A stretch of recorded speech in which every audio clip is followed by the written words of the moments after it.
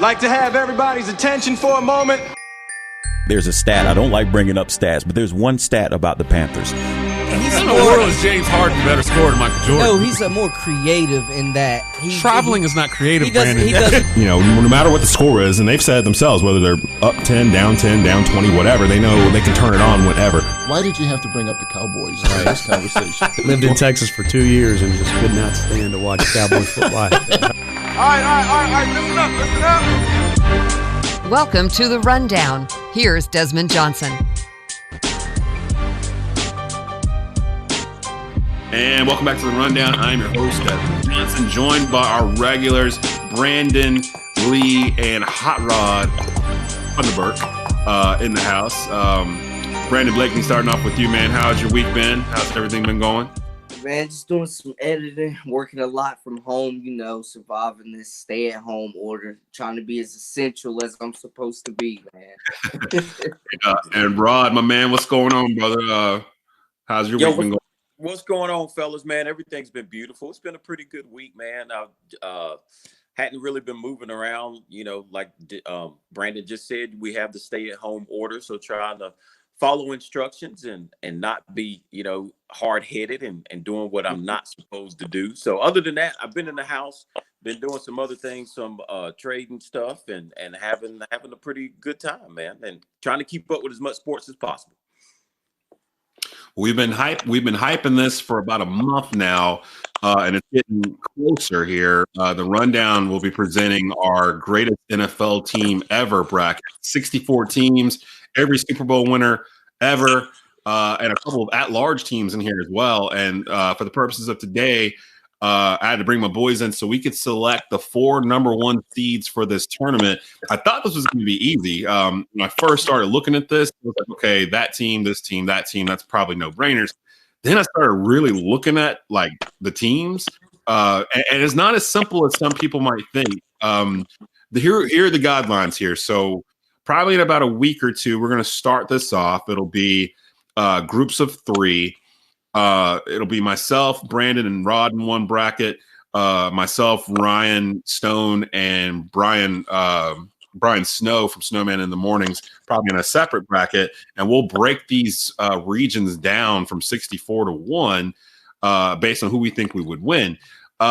There are going to be some surprises. I will say that right off the bat right now. There's going to be some surprises in this bracket that people weren't thinking about before. And there might be some teams that didn't win the Super Bowl that end up making it all the way to the end. So let's go ahead and kick this off. Any one of you guys want to go first with a nominee? And the way we'll do this, the person presents the nominee. The other 2, we all debate it. If 2 of the 3 of us agree, then that team becomes a 1 seed. That seems like the easiest way to do it. Yeah, I don't mind going first. Okay. All right, let's go with Rod. So Rod, for the first nominee for a 1 seed in the greatest NFL team of all time bracket, brought to you by the Rundown. My first nominee for the greatest team of all time bracket is going to have to go to a team that would tell you they punch you in the mouth. Then they'd make a video about it, punching you in the mouth. And then they would punch you in the mouth. And after the game, they'd ask you what you're going to do about it. And that would be the 1985 Chicago Bears, led by head coach Mike Ditka and defensive coordinator Buddy Ryan, who put in that excellent 46 defense that they had. So that is my nominee, the 1985 Bears. They had probably the greatest running back of all times in Sweetness, otherwise known as Walter Payton. I mean, Walter Payton, this guy was awesome. He rushed for over 1,500 yards that season. He also, believe it or not, caught 483 yards in receiving, which was awesome. And he won Player of the Year that year. Now, let's look. They also had some other offensive weapons. I don't know if you remember any of these guys. There was a wide receiver named Willie Gault, who was a speed demon. There was also another wide receiver named Dennis McKinnon.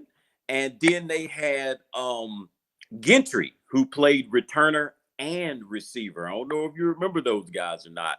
But, man, that was a heck of a team. And then if you flip over to the other side, on the defensive side of the ball, you had Mike Singletary, who was a defensive player of the year. He also played along with Wilbur Marshall and Otis Wilson. Otis Wilson. Oh, that defense was stacked. Yes, sir. Otis Wilson had 10.5 sacks at outside linebacker. Ooh. Wilbur Marshall had 6 sacks at outside linebacker, and that wasn't even the best part of the defense. The best part of the defense was up front, where you had my main man, Richard Dent, on the end with 17 sacks. On the other side of the end, you had Don Hampton with 6.5 sacks. And then in the middle, you had the man from Clemson University, otherwise known as William Refrigerator Perry, who anchored that defensive line. Not only would he anchor that defensive line, but he'd jump on offense and show you he could score a touchdown too.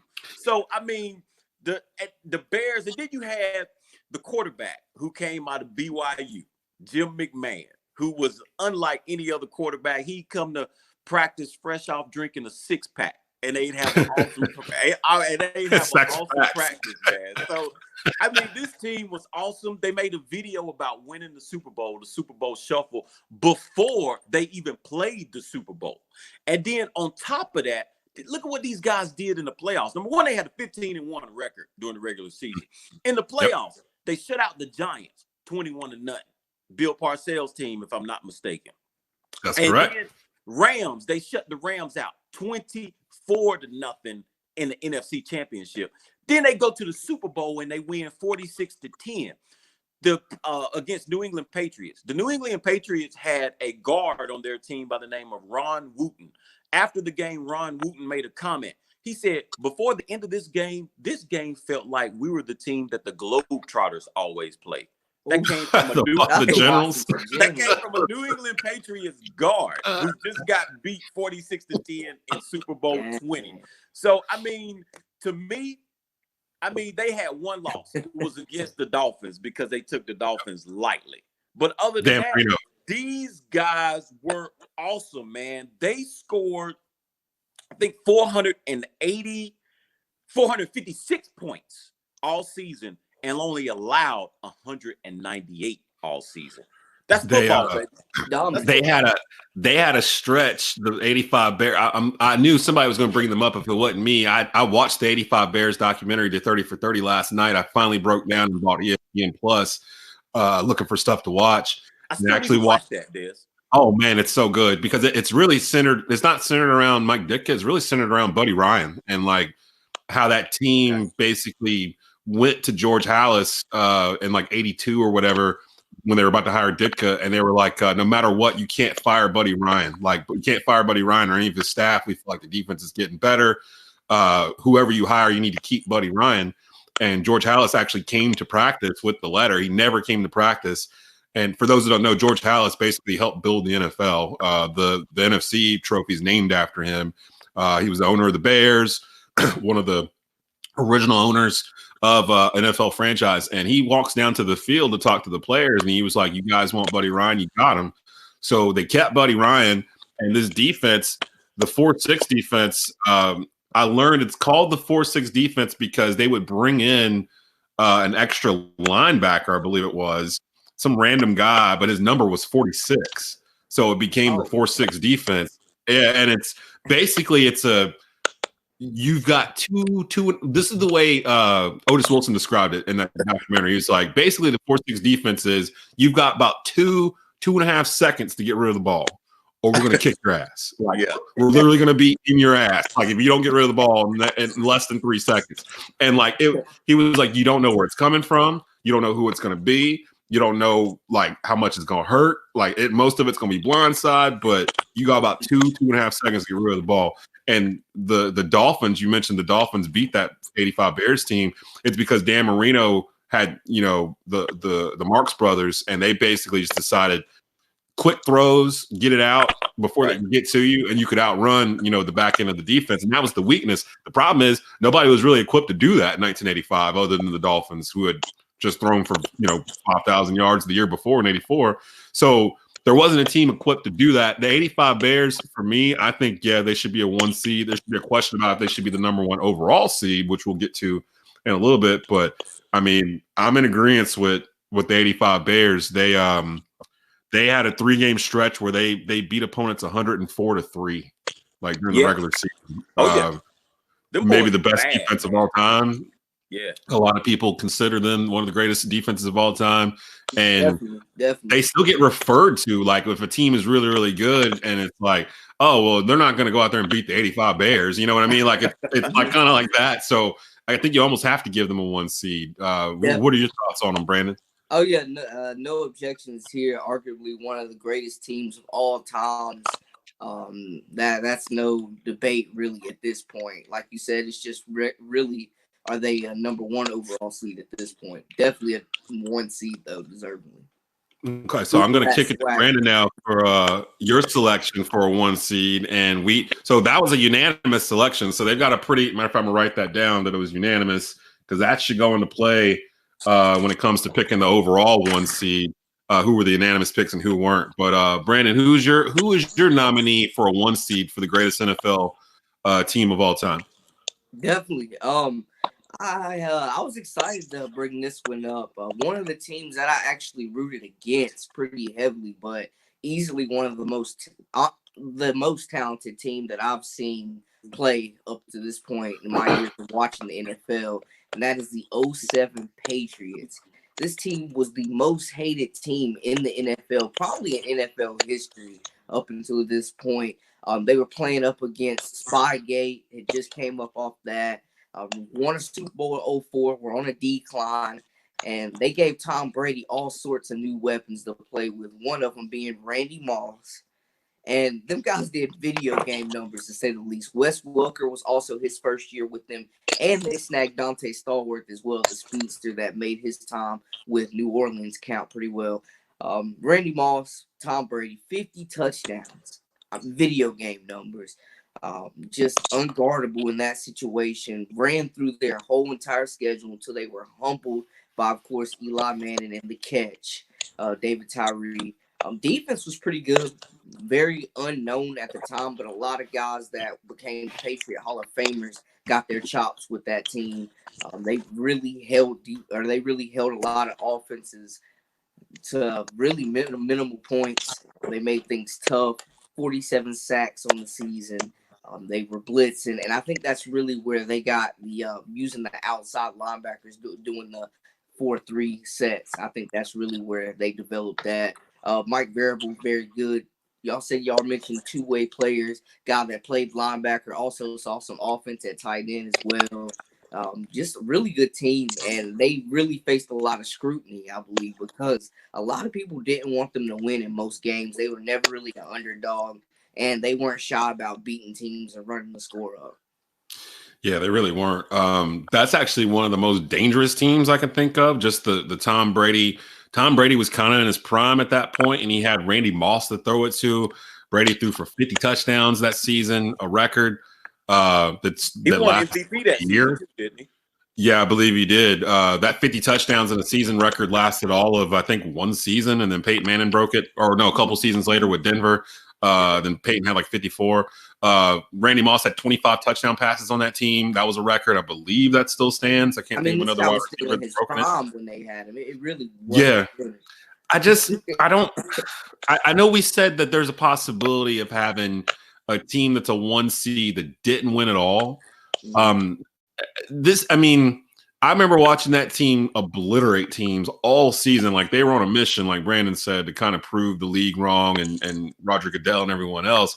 It just stands out to me that they lost the last game. And like, I don't know if I could give them a 1, knowing that, like, if they had won the Super Bowl, they'd be the number 1 overall seed. They'd have been 19-0. You know what I mean? That's 1 game short of being named the greatest team of all times over the 74 Dolphins. Like, is that enough to make them a 1 seed in this, though? Like, Rod, what are you thinking? Because I'm kind of on the fence. I can understand the argument for them, and they're definitely going to be in the tourney. Me personally, I love Randy Moss when he was on that team. I wanted Randy Moss to really win the Super Bowl. He had a lot of stuff going on. There were people really rooting against Randy Moss, and I was a Randy Moss fan, and I was really wanting them to win it all. But they lost to a wild card New York Giants in the Super Bowl. I have sort of an issue with that. I would definitely give them a number 2 seed, but a number 1 seed, to me, you got to win the chip. You got to win the championship, man. You got to bring home the ring. You got to put some hardware on. and they were unable to put that hardware on when it counted. And that's my thing. Can you win when it counts? It's okay to lose a game during the regular season, one that doesn't count. But when it hits the playoffs and then the championship time, you have to do whatever you have to do to win that last game, because really your season is just about nothing. It's no different than the Warriors and the Chicago Bears. Yep, the Warriors had 73 wins, one win more than the Chicago Bulls. But guess what? They didn't win the chip.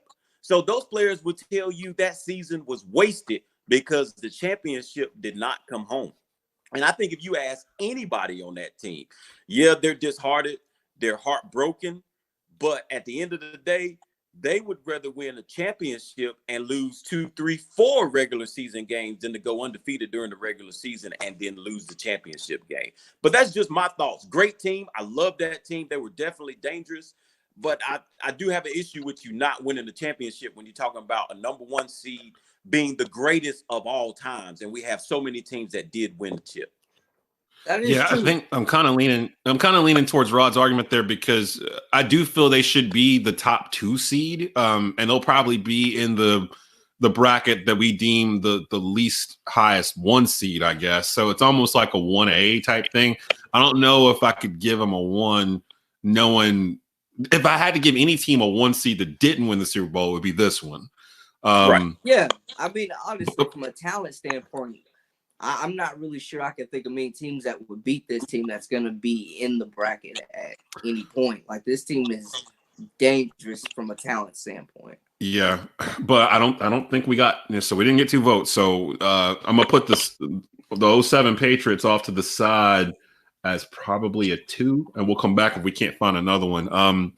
I've been having trouble. But once I got past the 85 Bears, I started having trouble with who I wanted, because my first thought was the 72 Dolphins. Of course, they went undefeated. They're the only undefeated team to ever completed with a crown. But the 73 Dolphins were better than the 72 Dolphins were. They just lost 2 games. So I'm trying to figure out who I wanted to go with on this. And it's funny because anybody that knows me, they understand how much I hate the San Francisco 49ers. I grew up hating them because I was originally, before we had the Panthers here, I was a Cowboys fan, early 90s, the triplets, Michael Irvin.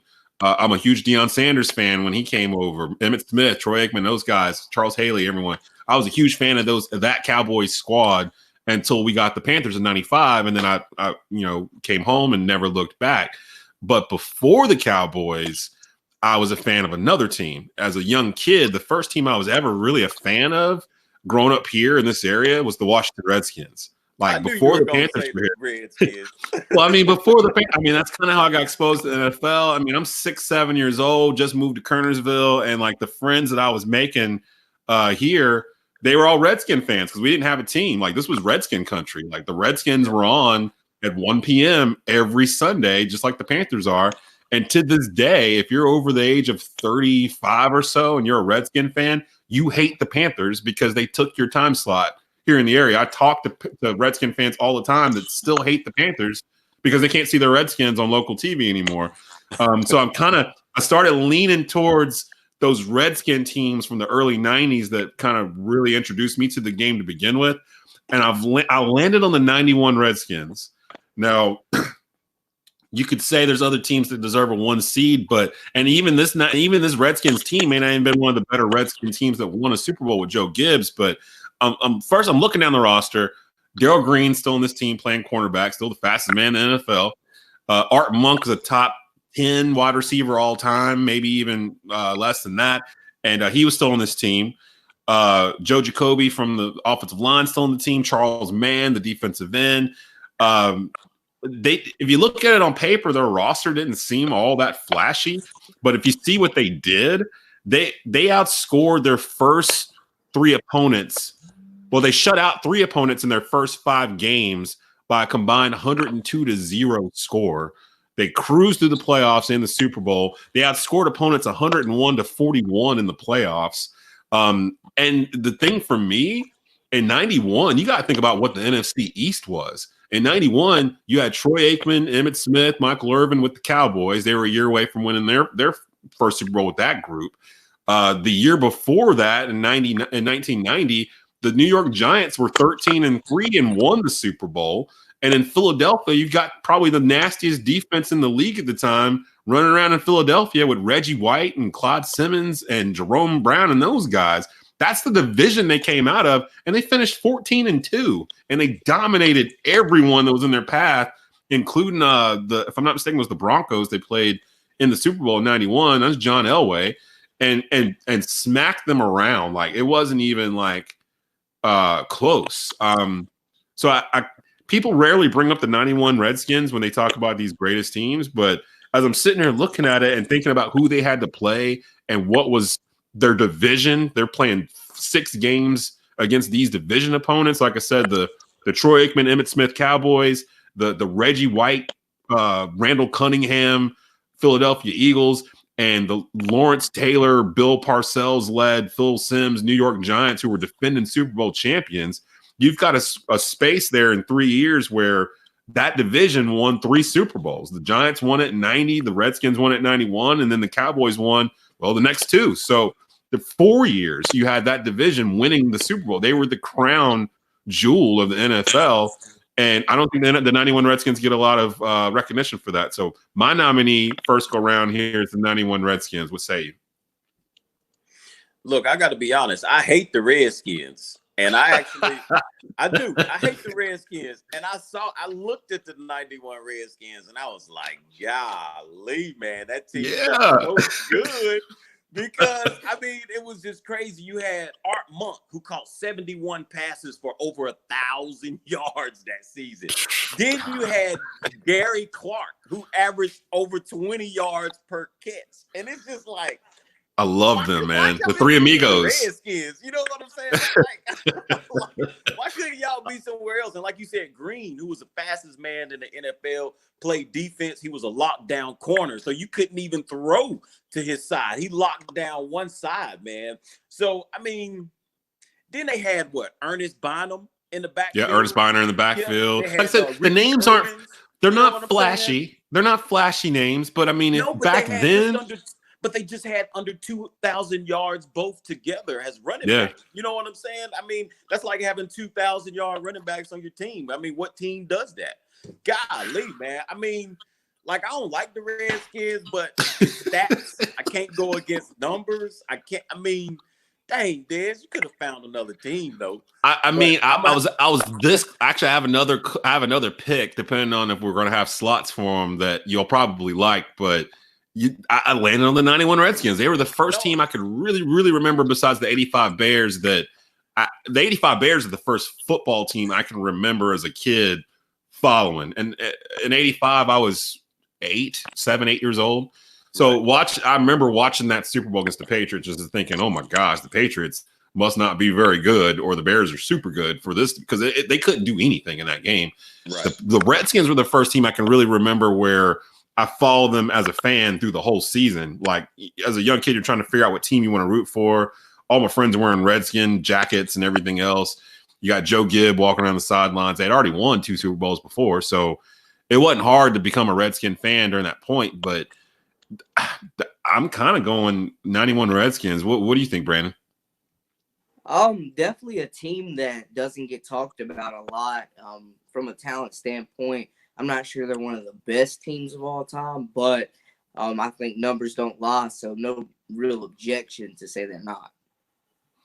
So was that a vote for yes for you, Rod, or for the 91 Redskins? I'm on the fence, man. Look, I'll be the tiebreaker. If it's a tie, I'll be the tiebreaker, man. I'm on the fence just because it's the Redskins. I know it kills you. I know it hurts you. I know it hurts you to. That's why I said let me sit out. So that way, if y'all say it goes in, then okay, I had nothing to do with it. It was 2 regardless. I'm gonna put them off to the side for now. That they're definitely a candidate. Let me go back to Brandon. Brandon, did you have another suggestion for a 1 seed here because your first one that got put out? So I'm hoping you maybe had another one there that we can. I definitely do. As far as since we're facing on Super Bowl champions. The 2013 Seattle Seahawks, I definitely would say from getting a job done standpoint and also getting it done in dominant fashion. Really just, it was people did not want to go up to Seattle and play them. Arguably the best secondary of all time in the Legion of Boom. Earl Thomas, Richard Sherman, Cam Chancellor, really a dynamic group of athletes that had a really good run for years. But this year in particular, in 2013, it was just a scary sight, man. They controlled the middle, really set the tone, and they didn't have the greatest front seven. There was definitely talent up there, but they really showed that a secondary could anchor a defense and really set the tone. Russell Wilson was developing at the time. Wasn't currently the Russell Wilson we're seeing now, but he was molding. He was on the path to become what he is today. Explosive offense. Marshawn Lynch, beast mode, America's favorite running back, Skittles Company's favorite running back, Team Hat Swagger. Really just dominant, man. And they really were not afraid to smack you in the mouth. Real physical football that was getting played in Seattle, and they didn't shy away from it. It was a no-fly zone, fellas, year-round up in Seattle. That's an interesting pick. I don't know if I would have thought of the 2013 Seahawks as a number 1 seed, but you make some interesting points. They had one of the top defenses of all time. Most of the guys you talk about on that team are on the defensive side. I can't name. It was Doug Baldwin on that team. I was going to say I can't name any wide receivers on the team. I think Doug Baldwin was on that team. Baldwin. Yeah. They didn't really strike fear in opposing defenses in terms of what they did. They really were a ball control kind of type of team, run the ball, play defense, stop the run type stuff, and just lock down the pass game. I'm writing them off to the side with the 91 Redskins because I don't, unless Rod, you want to vote in yes for the Seahawks, then they would get in. Yeah, I mean, they were a pretty good team. I know they had Marshawn Lynch on the offense, of course, Russell Wilson. I think you guys said they had Doug Baldwin. Who else did they have on that offensive side? Tyler Lockett was the other wide receiver. Okay. Was Jimmy Graham on that team as tight end? I don't believe Jimmy Graham was on that team. But, I mean, they were really a defensive-dominated team. Yeah. Right. No, and I remember the Legion of Boom. The Legion of Boom was something else, man. It was especially during a time when the rules were beginning to change. You know what I mean? Oh, my. Yeah. Yo, do you remember the Carolina-Seattle game? I think it was a playoff game where Cam Chancellor jumped over the line like twice. Like they were about to kick a field goal or something. Yeah, and Cam Chancellor literally leaped over the entire offensive line and landed in the backfield. Yeah. And like the kicker was so surprised, he just kicked it real quick. And there was like a penalty or something. So they had to run it again. And he did it again. Like the next play, he did the exact same thing. He just leaped over the dude. Yeah. And the kicker was like, "What are you doing? Like, you're not supposed to be able to do that." And like, I almost blocked it. And Seattle ended up winning that game. But I remember leaving that game being scared to death of Cam Chancellor. Like he was doing cyborg stuff in that game, and it was like, this isn't fair. You're not supposed to be able to leap over a 340-pound man and land on your feet. He was doing that stuff. Richard Sherman's outburst after they beat the 49ers in the playoffs. That pro wrestler Hollywood Hogan heel speech he gave with Aaron Andrews. Forever be Pete Carroll. I mean, it's a fun team. It was a fun team. I'm gonna put them off to the side because they're definitely a contender for sure.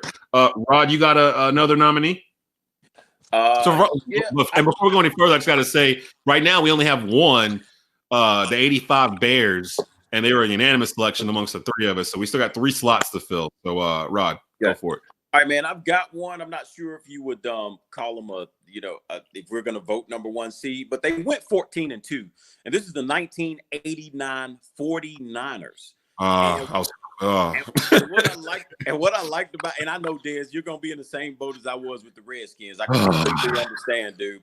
But what I liked about this team was this is a team that won back-to-back Super Bowls with 2 different head coaches. The year before 1989, they won a championship with Bill Walsh. In 89, they won it with George Seifert. And I don't know if you guys remember Mike Holmgren, but he was the offensive coordinator. Yeah. So you had Joe Montana, who completed 70% of the passes. I mean, who completes 70% of passes right now? 70% of his passes right at 10 yards per play. He had a quarterback rating of 112 for that season. Then you had his weapons. I mean, I know you may not like the 49ers, but Jerry Rice, arguably the greatest receiver of all time. He had 1,482 yards. 1,482 yards. But check this out. He had that many yards, but he also had a counterpart by the name of John Taylor who had over 1,100 yards passing or receiving. Then check this out. Then you got Roger Craig in the backfield who rushed for over 1,000 yards. So you got over 3,000 or really over 3,500 yards right there, just those three players, John Taylor, Jerry Rice, Roger Craig. And then if you want to do a little extra passing attack, you had a guy who would knock your head off by the name of Tom Rathman, who was a lead back. Tom Rathman. I know you remember. God, I hated Tom Rathman. Hated all these guys. Rathman would come out of the backfield. He used to wear that face mask that was ugly and nasty, but he would put it on you. He would put that thing on you. Tom Rathman caught 73 balls out of the backfield that year. And then check this out. The defense was good, but they were a little underrated. But I'm going to name some people off the defense who you probably have forgotten about, but I know you know who they are. Yeah. I'm going to start dead in the middle of the defense. A guy by the name of Bill Romanowski. You remember him? You know, he was nasty. Bill Romanowski was nasty. Then you come up to the front of that line. You already mentioned this guy, Charles Haley. Charles Haley was a beast. Then you had Keena Turner at linebacker who would knock your head off. Yeah. And let's not talk about the arguably one of the hardest hitting defensive backs of all times in Ronnie Lott. Ronnie Lott broke his finger. His finger was hanging, would not come out of the game, and he would just crush you. And I mean, these guys, they rolled through the playoffs, man. I mean, they beat, was it the Broncos? I think it was. In '89. Yeah, they beat them. I think it was the Broncos. Yeah, they beat the Broncos 55-10 in the playoffs. I mean, these guys rolled. I mean, like I said, they went 14-2. I don't even remember who they lost to, but Joe Montana was the man. And again, they won back-to-back Super Bowls with two different head coaches.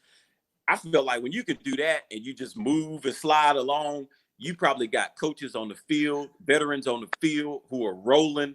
And I mean, I'm a Cowboys fan. I didn't like the 49ers. I was gonna say, man, like it's crazy to me. You're a Cowboys fan, and you recognize how good this team is. So, they was wrong. I hated this team. I hated the '89 49ers. Like I hated them with a passion because it was one of those teams I hated because they were so good and they didn't have a weakness. Like they were one of the deepest teams I can think of in NFL history, offense, defense, special teams.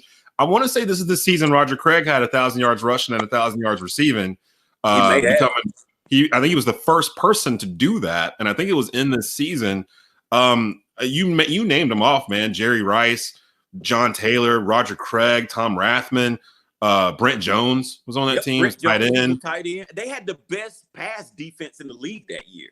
Yeah, and just the defense of Ronnie Lott, Charles Haley. They had some Bill Romanowski.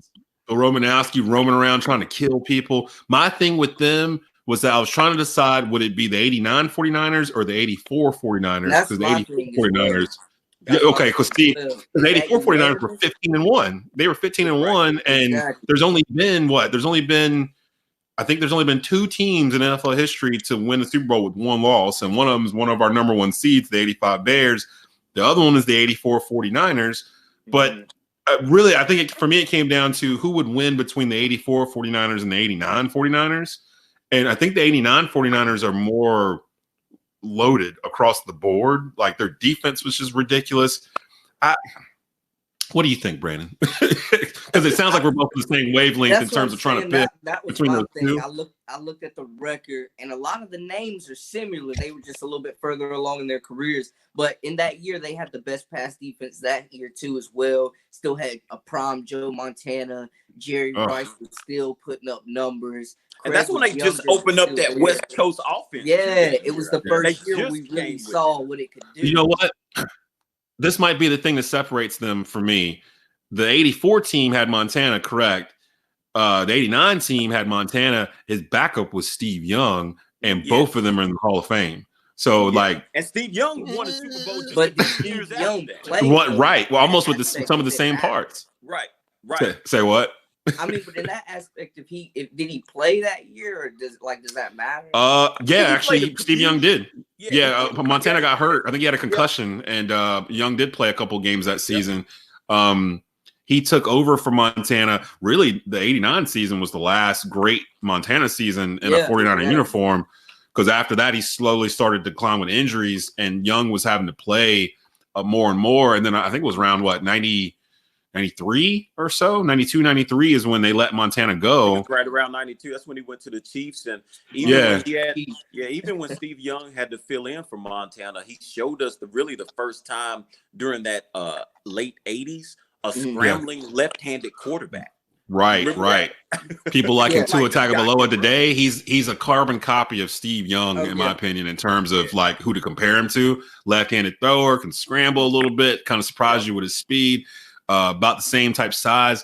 I'm kind of leaning towards the 89 49ers just because of their defense and the names on the defense. And their playoff competition, they outscored them by a margin of 126-26 over 3 games.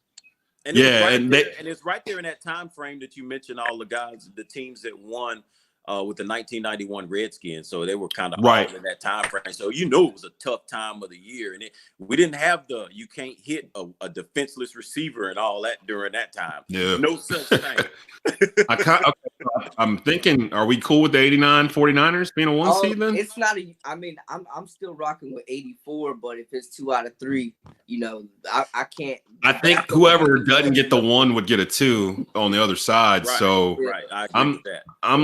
I'm leaning with the 89 49ers. So let's go 89 49ers, but I'm also going to write down so I don't forget that the 84 49ers should be a 2 seed and a high one at that. Like you said, they were 15-1. They won the Super Bowl. They had Montana. They had Rice. They beat the Bengals in the Super Bowl. So I'm going to put them as a number 2. Back to me. I'm amazed no one's brought up the 72 Dolphins yet, and no one may bring them up. Well, I got a reason that I'm not bringing them up if you want to discuss it. Well, we'll come to it because I think we're going to eventually hit them here in a bit. I am going to – this is tough because I'm trying to figure out what route to go. I'm going to pick the 78 Steelers.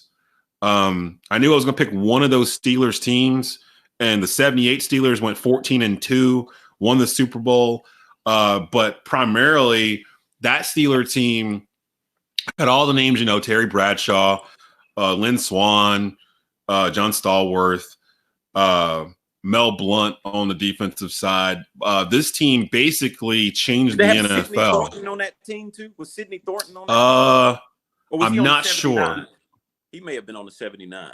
He may have been on the 79 team. But the NFL passed this rule. It was nicknamed the Mel Blount rule because back then, Steelers, the Raiders in particular that come to mind, you could basically ragdoll a wide receiver at the line of scrimmage and not get a penalty called for it. Like you could mug them all the way along their route. And because they're good at it, the NFL changed the rules so that you had to give receivers it outlawed contact with receivers past 5 yards from the line of scrimmage. So you could jam them, but once they got 5 yards past the line, you couldn't touch them, or it was going to be defensive holding, pass interference, whatever it was. And it changed the way teams had to play defense, and people thought it would slow the Steelers down. But in fact, it actually kind of made them better because it opened up the pass game for Lynn Swann and John Stallworth, because now they had room to maneuver once they broke off that jam going out. Terry Bradshaw, 4 Super Bowl rings as a starting quarterback in the NFL.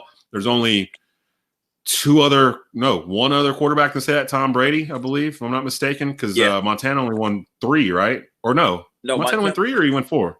He won 4. He won 4. Yeah. 88, 89, 84, 81. Yeah. Montana won 4. So Montana, Bradshaw, Brady are the only 3 in NFL history that win 4 or more. I don't. This is one of those teams where it's like this is the year I was born, 1978. So I hate it when talking heads talk about a team as if they were there and like saw it and they talk about it as if they know exactly what was going on. I don't know what was going on. I was 2 months old or a month old when this happened, or a year old, whatever, when the team won it in '79 in January. But I've heard enough about that steel curtain and those Steelers to give them respect. And I feel like one of those Steelers teams should probably be a 1 seed. I think this was the best one out of all of them. Yeah, I was wondering between 79 and 78 because 79, Yeah. the offense was better. You know, the offense got better, but their record wasn't as good. Yeah, they were 14-2 in '78. I'm not sure what they were in '79, but they did repeat. So they repeated twice. They went back to back. Then there was like 2 years in between. I think the Raiders won. And then 78, 79, they went back and won back to back again. So, talk about greatest dynasties of all time. The Steelers are definitely up there. I'm kind of iffy on it, but that was my nominee. The 78 Steelers is my nominee for a 1 seed. What have you, gentlemen? To be honest, that's how I was feeling. Like, I agree with what you said earlier. That's why I haven't named any teams that I wasn't allowed to see yet. I don't want to speak like I was there and I'm familiar.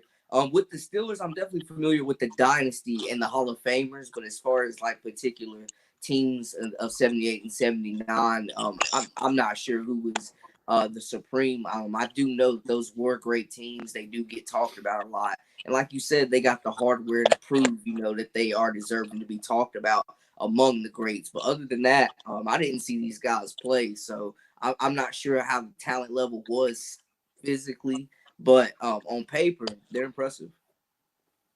Yeah.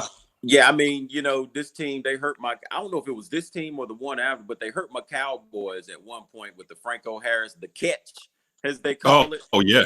And I mean, those guys were on this team, you know what I mean?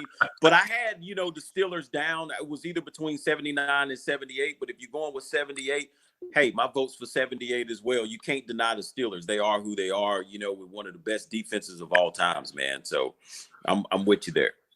And that's the thing for me. It's really more so much that they changed the NFL. All these other teams we're talking about didn't change the rules. This Steeler team changed how the NFL officiated actual games. So for me, and that affects us today. Like, you wouldn't have the Wes Welkers or those slot receivers, the Brandon Cooks of the world. I don't think you even have them if it wasn't for this team. Causing them to get change off the the line rules. of scrimmage. You're right. Yeah, you couldn't get off the line. And even if you got 5 yards down the field, I mean, I've seen video of like Mel Blount clubbing guys in the back of the head running 10-yard routes, and the ball just comes flying in through the frame, and Mel Blount's just standing there like, "Hey man, it's in the rules, man. I can do whatever I want to do." So for them to change the rules so that you can't touch a receiver, just imagine that for a minute, that there used to be an NFL where you could basically molest the wide receiver from the line of scrimmage until the whistle blew. Like, you could do whatever you wanted, and it wasn't going to be like, I mean, just imagine how that would even work today. So like, for them to it'd be fights every play. Yeah, it'd be fights every play.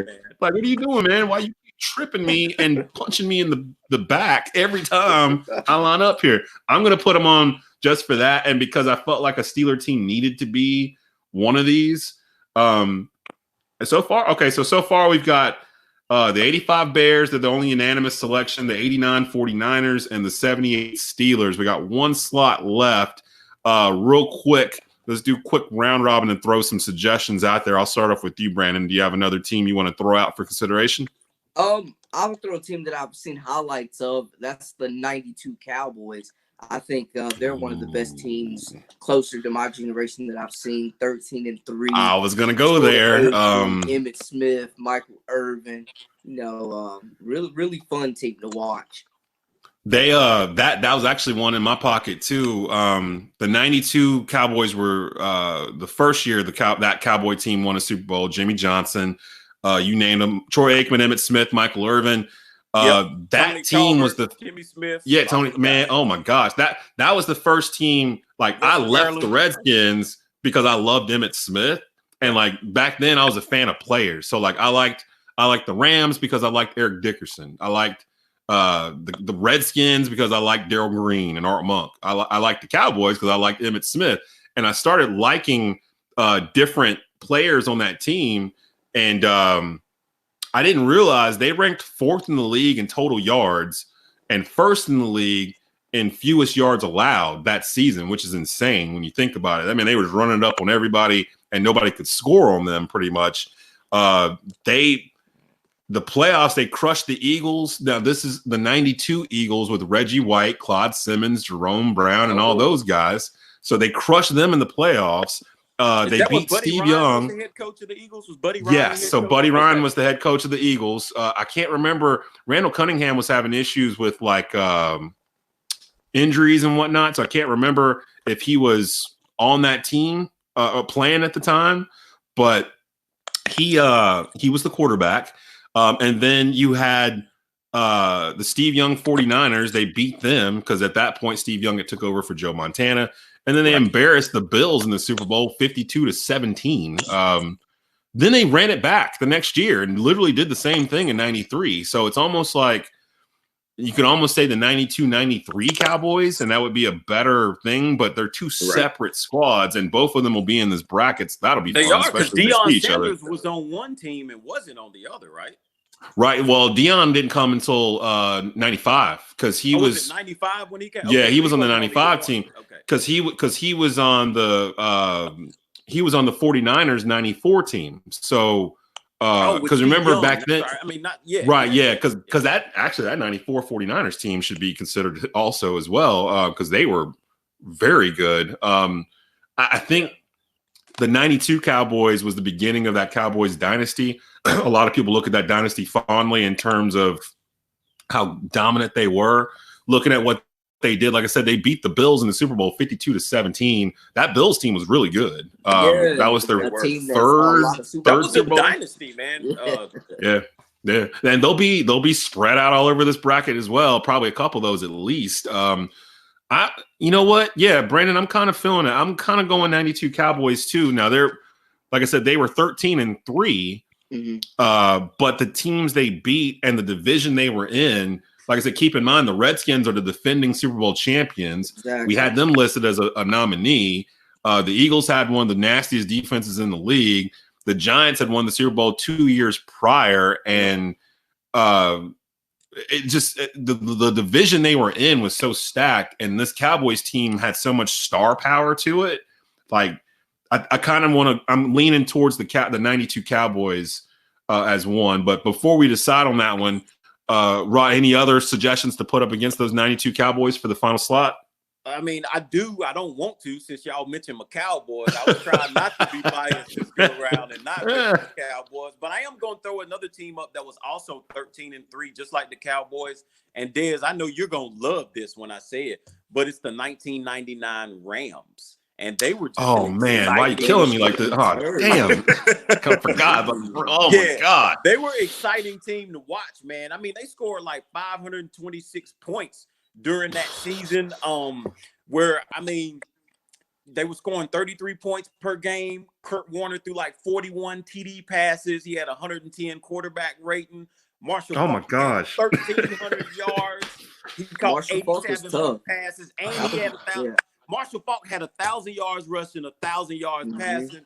I mean, the defense wasn't shabby. They rolled through the playoffs, man. And we just saw an offense with Kurt Warner. They just opened it up. And then, of course, the close game in the playoffs or in the Super Bowl against the Titans. And I'm gonna stop right there because I want to vote for my Cowboys. So I ain't gonna say no more. I'll tell you what, man. That Rams team was probably to this day the funnest team I've ever seen on a football field. It felt like a basketball team. Like, it felt like they could score every single possession. Like, it felt weird when they didn't score. Like, now the lowest game. If you remember that year, the lowest scoring game they had was against the Bucks. Well, I think the score was in the playoffs. In the playoffs. But that was an NFC championship. Yeah, that's when the was it Tony Dungy had the defense right? For the Bucks. They just couldn't get anything going in offense. The Bucks couldn't. But the Bucks could stop you. But I mean, just for them to be able to beat the Bucks that year with the way the Bucks defense was and a score of 11-6, I mean, they won a tight game when they're used to scoring a whole bunch of points. I mean, that was definitely a feather in their cap on that season as well as that game. And you reminded me that oh my gosh. I don't know why I don't know why I forgot about them either. But they averaged 32.9 points per game. You mentioned Marshall Faulk became the second player in NFL history to have 1,000 yards receiving and rushing in a season. Kurt Warner was the MVP, straight from the grocery store, bagging clerk to NFL Europe to starting quarterback for the St. Louis Rams, threw 41 touchdowns. Oh man. And they match up to the Cowboys in terms of star power, like Troy Aikman, Kurt Warner, Alvin Harper, and Michael Irvin, Torrey Holt, Marshall Faulk, Emmitt Smith, Marshall Faulk. And their defense, if I'm not mistaken, their defense was number 1 ranked in the league that year too. They had the number 1 ranked offense and defense in the league. Man, and I will say this real quick, funny story. That Rams-Titans Super Bowl, I actually missed most of it. I was in college at the time, and we were at a frat party. And you missed that Super Bowl? Some of that Super Bowl? Man, we were at a frat party for this game, me and my boys, and I ended up being taken away by a female friend during the game, and I'm like making out with her in the parking lot and missed the end of the Super Bowl. Because I'm with this girl, and I mean, by the time the end of the night was there, I don't even really remember. I look back on it and think, wow, this is a really good game. I didn't really watch any of it live. I'm running around. There's a keg party going on, and everything else, and that's my memory of this '99 Rams team and the way they stopped the Titans at the end. Yeah. I kind of want to. Torrey Holt from NC State on that offense, didn't they? Yeah, he was a rookie. I think he was a rookie on that team. Okay. I would lean towards the 99 Rams over the 92 Cowboys because if they played each other, I think the Rams would win. Okay. See, and then they had a hometown boy on that 99 Rams team too. I don't know if you remember Ray Agnew or not. He was on that team. Yeah. Didn't wasn't Leonard Little on that team too? Didn't you play against him in high school, or he was here at the same time because he played up in the mountains in North Carolina, didn't he? He should have been a freshman. I mean, a rookie on that team. Yeah, Leonard Little should have been a rookie on that team. Yeah, because he played for Asheville or somebody up in or Ace Reynolds or somebody up in the mountains in North Carolina. And he was on that team. I think it comes down to us voting on the 99 Rams or the 92 Cowboys. Man. I mean, to be honest, these were two teams I debated on. I like them both. Me too. Remember watching the Rams live, so I'm not mad at that pick. The Cowboys was a year before I was born, but the Rams, I actually remember them, and that Super Bowl was crazy. Kevin Dyson, one more yard, and we're not even talking about this. Nope, that's true. Nope, it's a good game. It's one of the first Super Bowls I stayed up late for, and I remember watching and being at a party for. And honestly, man, I don't know. That's tough. We're talking Hall of Famers, though. The Rams, they were so. If you blinked, you missed it because it really was only a 3-year stretch because 99 and then 2000, they had a bunch of injuries and they dug a hole real early in the season and couldn't get out of it, didn't make the playoffs. 2001, they came back. That 2001 team might be better than the 99 team. True. They lost to the Patriots in a huge upset in the Super Bowl that started the Patriots dynasty. Marshall Faulk was the MVP of the league that year. So defense was better that year too. Yeah, it was. So let's recap here. Brandon, you said you're picking the Rams out of those two, and Rob, you said you're picking the Cowboys.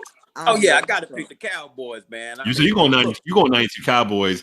Brandon, you said that 99 Rams. We got to pick the Cowboys just because I got to pick the Cowboys just because Jimmy Johnson and what he did coming from Miami. He traded away probably one of the best running backs at that time in what's my boy's name? That Georgia running back. Dorsett. Tony Dorsett. No, not Dorsett. No, not Dorsett. Herschel Walker. Herschel Walker. Traded away Herschel Walker for all those first round picks.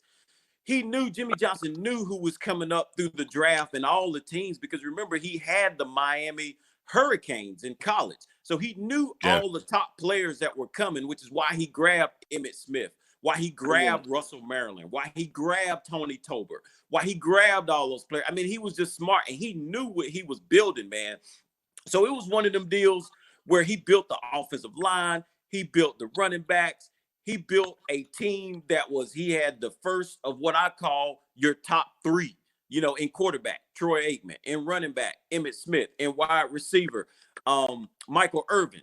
I mean, he just built it. And to be that smart and to be able to do that, was just crazy. And of course, I know we can talk about ifs and buts, because ifs and buts was candy and nuts, we'd all have a Merry Christmas. But, if, Jerry Jones hadn't have been an idiot, you know what I'm saying? I mean, I think the Cowboys could have won maybe 5 Super Bowls. You know what I'm saying? Yeah. Easy. You know what I'm saying? Instead of the 3 that they won. But from 91 to 95, 96, if Jimmy Johnson was still the head coach, he would have. I mean, they picked up Deion in 95. I mean, that 95 team had Deion Sanders playing cornerback and wide receiver.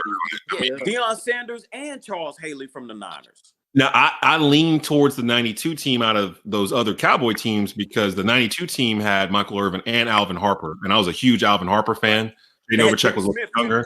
Yep. Yeah, and they could get down the field more. Once at 95, like if you stop Michael Irvin, you got a shot. And then Deion kind of became like a deep threat a little bit, but not really. He was kind of out there. It was still kind of running through Emmett at that point. But again, what you just said goes back to my earlier argument. With a lot of those moves where he moved Alvin Harper and all that stuff, those were Jerry Jones moves. That's not moves that Jimmy Johnson would have made. You know what I'm saying? Feels like let something out about Jerry Jones. yeah. I mean, so once you start putting Jerry Jones in the picture, moving out. Yeah. I mean, you put Jerry Jones in the picture, he gonna do a Jerry Jones move and just screw it all up. So although he had some of Jimmy Johnson's team, he started going downhill with some of the moves that he was making, man. So that adds to my argument of why I feel 92 just could have been, oh man, they could have been so much more. Who would win in a head-to-head between the 92 Cowboys and the 99 Rams? And this is something where these are the kind of debates we're going to have during the greatest NFL bracket ever. We're going to have to figure this out. And hey man, during the playoffs, I'm sorry, if it's the 99 Rams and the 92 Cowboys, Jimmy Johnson is not going to get beat by Dick Vermeil. It's not going to happen. Not in the playoffs, and it's time to move on. Jimmy Johnson was just that kind of coach. Now when you add the players up and the players are mirroring each other when you talk about it, now you got to go to the coaching. Jimmy Johnson is the one who brought in that big-time defense to Miami. And when he left, all the players was like, look, coach, you can do whatever you want. Don't touch this defense that Jimmy Johnson put here. Then Jimmy Johnson moves that defense to the Cowboys and does his thing. You ain't going to out-coach Jimmy Johnson. I'm sorry. It's not going to happen. My issue with it is that I think I have this weird, because remember, I brought up the 91 Redskins earlier on in the show. I feel like the 91 Redskins would beat the 99 Rams, but I feel like they would lose to the 92 Cowboys. But I feel like the 99 Rams could beat the 92 Cowboys. So I'm in this weird circle of hate between these three. I don't know what to think. But I still consider the 91 Redskins a bona fide 1 seed, looking at what they did. The one thing I'll say about the Rams is that they did have to get past the Bucs 11-6 in the NFC Championship game. And I remember watching that game. The Bucs slowed the Rams down. Like, it looked like the Rams were playing in mud. Like they couldn't. It wasn't like a track meet like they normally had. They really struggled. And if the Bucs had a better quarterback that day, they probably win the game. They had Jimmy King. Was it King? Wasn't King the quarterback? Like something like that. Yeah, it was some Sean King. I think that was their quarterback. Yeah, and if they had somebody else back there that day, they probably win that game. And that was on the road in St. Louis. But the Bucs were just defense, man. Warren Sapp, John Lynch, and those boys. Yeah, and the Rams couldn't move the ball. Now, I will say the Rams scored when they needed to towards the end of that, and that's what allowed them to, get past them. But should you take that consideration because the 92 Cowboys dominated their entire playoff run? Yeah, I mean, look, you can say whatever you want. I'm going with the Cowboys regardless. I didn't bring up the Cowboys, but once my man Brandon brought up the Cowboys, baby, I'm gung ho. It is what it is. Once Brandon said the Cowboys, so it was on. All right, so what do you? All right, so Brandon, basically, because I'm still kind of up in the fence here. You can kind of determine this here. Rod clearly is going to pick the 92 Cowboys. Are you picking the 92 Cowboys, the 99 Rams, or the 91 Redskins, who I had brought up earlier in the show? This is the final number 1 seed for our greatest NFL team ever bracket. Who are you picking, man? Because this is kind of the decider. Man, they're all 3 great teams. The Rams, extremely fun to watch, but I got to stick with my original argument. I'm going to go with the 92 Cowboys. Just legendary, man. Too many Hall of Famers, too much talent, too much dominance to overlook. So that's it. So I mean, and I'm gonna write 90. So we kind of know who the 2 seeds are going to be too. So as it stands right now, we have, and we actually, because I didn't really pick the 92 Cowboys, so it's not unanimous. So we've got, for the number 1 seeds in the greatest NFL team ever bracket that will be coming here to Sports Carolina Monthly for the rundown here, late April going through the entire month of May.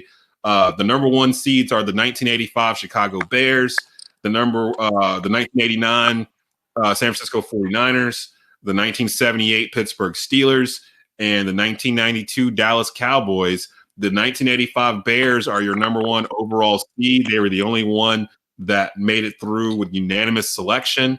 And actually, you guys did me a favor because you kind of picked out the number 2 seeds as well. The 91 Washington Redskins, the 84 San Francisco 49ers, the 99 St. Louis Rams, and the 1972 Miami Dolphins. I put those on there because they did finish.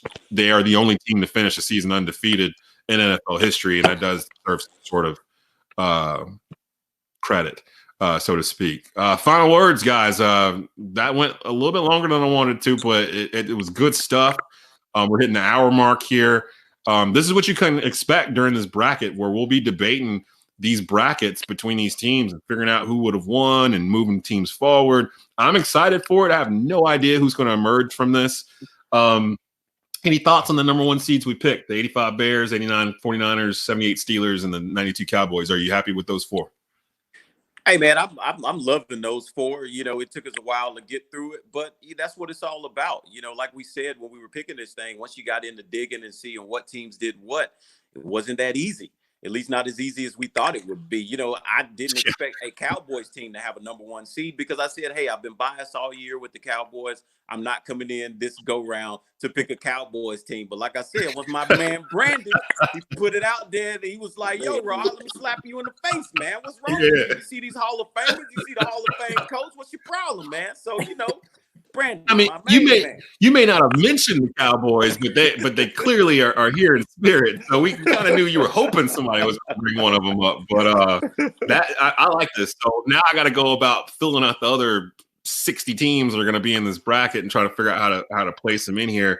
But yeah, this is good stuff. So we've got our 1 and 2 seeds. I will say that a team that did not win a Super Bowl ring probably will not be higher than a 3. In these brackets. So like the 07 Patriots that we brought up, I expect the 2015 Carolina Panthers to be in this someplace. They were literally a game away from immortality. They would have been one of 3 other teams to win a Super Bowl with 1 loss. They would have been 18-1 had they had beat the Broncos in Super Bowl 50. Cam was MVP that year. Ron Rivera was coach of the year that year. Luke Kuechly was defensive player of the year that year. I mean, like, they literally, if they had won that game, that Panther team would have been considered one of the greatest of all time. So they'll definitely be in this somewhere as well. It'll be interesting to see how they fare against some of these other squads. But you've been watching The Rundown. I'm your host, Desmond Johnson, joined by Rod Funderburk, Brandon Blakeney. This is sponsored by Blue Naples Pizza in Kernersville, as well as Body Patterns Fitness and Wellness. That's also based in Kernersville. Their online classes are available now. You can register at KernersvilleFitnessTrainer.com. Guys, I will see you next week. We'll probably start getting this bracket going here and go through some of these regions. It's going to be pretty crazy for sure. But any last words for the public here as we still deal with this coronavirus epidemic across the country? Hey, man, everybody just stay safe. Stay focused, you dig? Peace. All right, and we'll see you guys next episode of the Rundown. Check us out on YouTube. You can view the videos there. You can also see it on Facebook and our news feeds. And you can also stream the audio still on Spotify, Google Play, iTunes, Anchor, Stitcher, and more. So we will see you guys next time. Look out for the greatest NFL team ever bracket coming soon. You've been watching the Rundown.